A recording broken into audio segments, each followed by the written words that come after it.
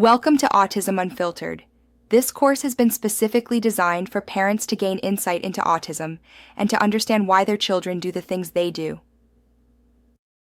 Miyamoto Musashi was a famous Japanese soldier artist of the early Edo Tokugawa period, who famously said, "Truth is not what you want it to be. It is what it is, and you must bend to its power or live a lie." So, what has this got to do with autism? Throughout this course, we may discuss things that you do not want to hear. The key thing is that it will be what your children want you to hear. I always say to parents that they are better coming to me when they are broken. I know that sounds callous, but when you are broken, you are more likely to listen. Most parents attend courses with the intention of learning to change their children.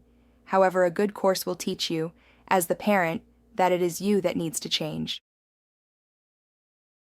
Bruce Lee once said, "Absorb what is useful, discard what is useless, and add what is specifically your own." This is what I would like you to do whilst taking part in this course. To be clear, there is no one magic approach that everyone can apply that will work with everybody. Later on, we will discuss the toolbox approach as proposed by clinical psychologist Bo Helskov Elven. Many years ago, I took up running and I would read a book that would say, "If you do this," or "if you do that." And I would do this and I would do that, and I would inevitably hurt myself. I would then read another book and the same thing would happen again and again and again.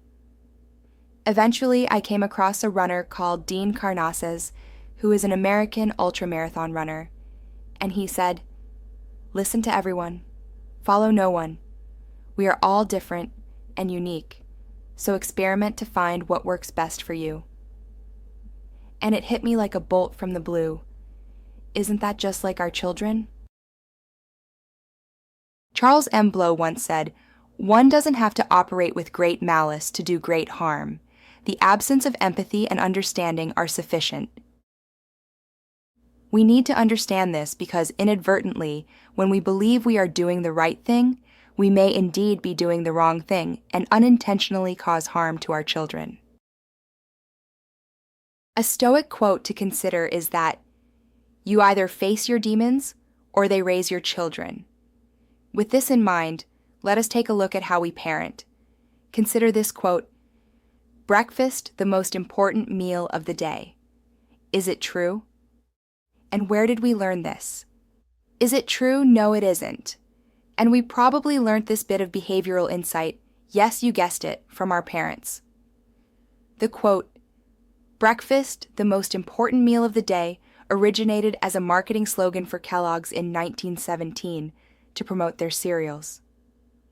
While there are health benefits to eating breakfast, including potentially improved concentration for children, the idea that it is more important than other meals is a long-standing advertising tactic, not a universally agreed-upon medical fact, and yet our parents teach us this as a behavioral truth and pass this misinformation on to us, and we pass it on to our children, and so on and so on. Unfortunately, this is not the only behavioral gem that our parents quote, with gems such as, "You are rewarding bad behavior," or, "If the wind changes, you will stick like that." Our parents are not clinical psychologists, and their general understanding of how to shape behavior is at best limited. The problem is, they taught us extremely well, and this is a problem, because to work well with our children, we will have to unlearn what our parents taught.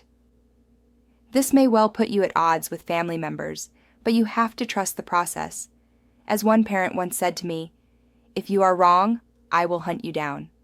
I understand why they said this because it goes against everything we hold to be true. But let me ask you something. Why are you here, watching this video? It's probably because all the methods you learned from your parents aren't working. It reminds me of the old Zen proverb about an empty cup.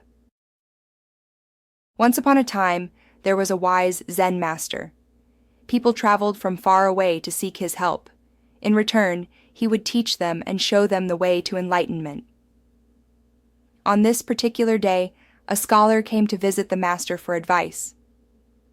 "I have come to ask you to teach me about Zen," the scholar said. Soon it became obvious that the scholar was full of his own opinions and knowledge. He interrupted the master repeatedly with his own stories and failed to listen to what the master had to say. The master calmly suggested that they should have tea. So the master poured his guest a cup. The cup was filled, yet he kept pouring until the cup overflowed onto the table, onto the floor, and finally onto the scholar's robes. The scholar cried, "Stop! The cup is full already. Can't you see?" "Exactly," the Zen master replied with a smile. "You are like this cup, so full of ideas that nothing more will fit in. Come back to me with an empty cup. So sit back, get yourself a coffee, and let me take you on a journey all about the wonderful world of autism."